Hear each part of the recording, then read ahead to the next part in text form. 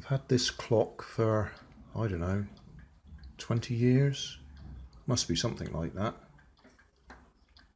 Used to be in our old house in the shower room.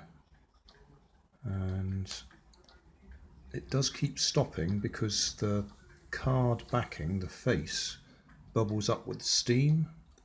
And so the hands stick on it. So I've just taken it apart and flattened it.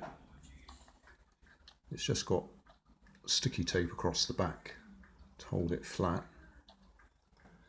And for the first time in all those years, I've realised that his nose turns round as a second hand.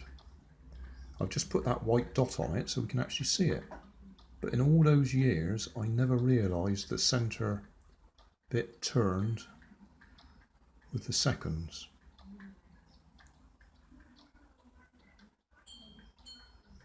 Amazing. Thanks for watching. You'll find more information down in the video description.